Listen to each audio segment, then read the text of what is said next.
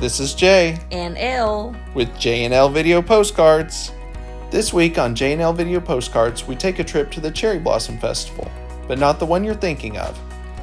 The Cherry Blossom Festival in Washington, D.C. will normally attract 1.5 million visitors, but that's not the one we're talking about.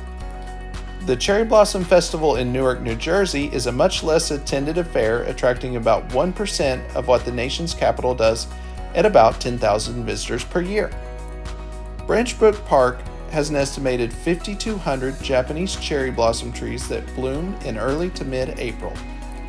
The festival runs from April 2nd to the 10th with food, live music, and even a 10K run. The land that we know of as Brook Park was originally the property of the Newark Aqueduct Board until it was commandeered in 1862 and turned into a training ground for 6 New Jersey Civil War regiments.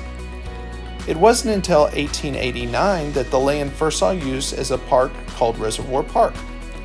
The city was not satisfied with the park, however, and it was in 1898, though, the city hired the Olmsted brothers, the same firm and descendants of the famous Frank Olmsted that designed Central Park in New York City. It was in 1927 that the widow philanthropist Caroline Bamberger Fuld donated 2,000 Japanese cherry blossom trees that would rival its like in Washington, D.C. in honor of her late husband. The park would continue to see additions and different uses over time, ranging from golf courses, an airstrip for the post office, and even as a military encampment again in World War II. It was a real pleasure that we were able to see this beautiful place with our own eyes. Newark, New Jersey isn't exactly the place people normally think of as a tourist destination with New York City nearby, but this is a must-see treat if you can make it here early to mid-April.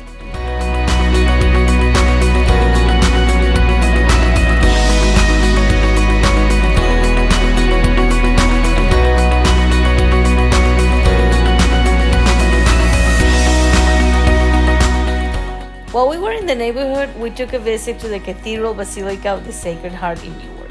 The cathedral is the 5th largest in North America and the seat of the Roman Catholic Archdiocese of Newark.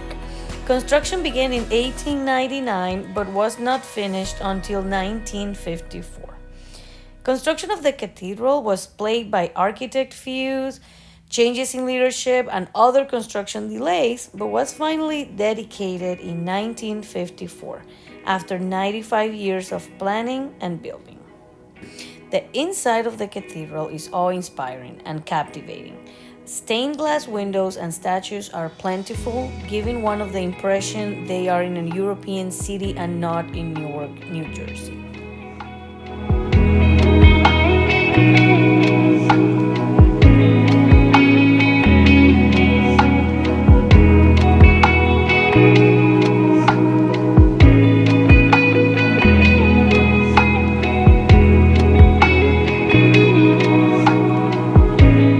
For our next leg of the trip, we're going a little upstate to Patterson, New Jersey.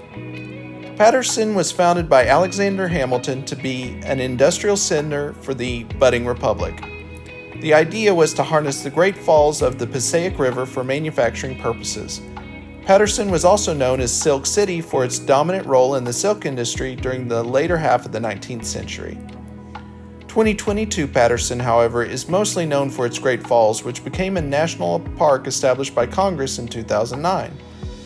The Great Falls are one of the United States' largest waterfalls, and when Alexander Hamilton visited the falls in 1778, he was so impressed he called for Patterson to be established as the nation's first planned industrial city, which he called a national manufactory.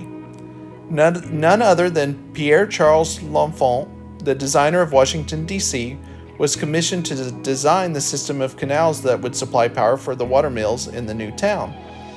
The falls are viewable from a few different areas and include a bridge that you can walk over but was closed when we were there. The National Park buildings were also closed, presumably because of COVID, but there is a box you can collect pamphlets to learn more about the falls. The National Park's passport stamp is currently not available at this location. For more info about that program, please see our video on the National Park Service Passport Program. We will link in the comments below. The falls were absolutely captivating, and it was easy to imagine what Alexander Hamilton could have thought this place could mean to the budding republic. The town and river does have a surprising amount of trash floating and laying about, detracting from the natural beauty of the area. As a National Parks volunteer, I wish they would organize a program for this area to get it cleaned up and maintained on a regular basis so it can be preserved the same way Yosemite is. Also, I think all the surrounding decaying industrial structures is an excellent opportunity for some type of industrial museum we would have loved to visit while we were there.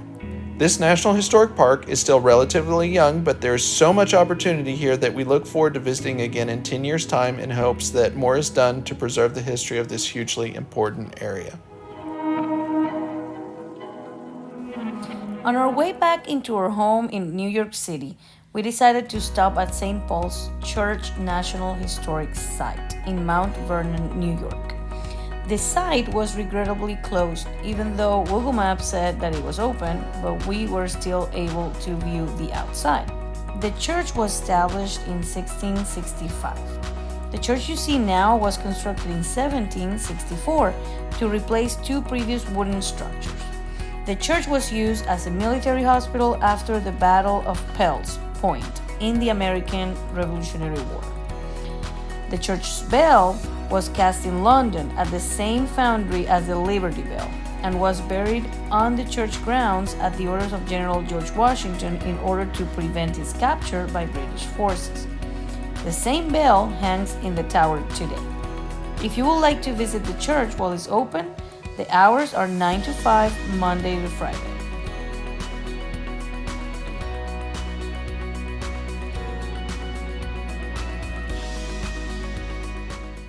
As always, thank you for watching. Please hit the thumbs up button and subscribe. See you next time.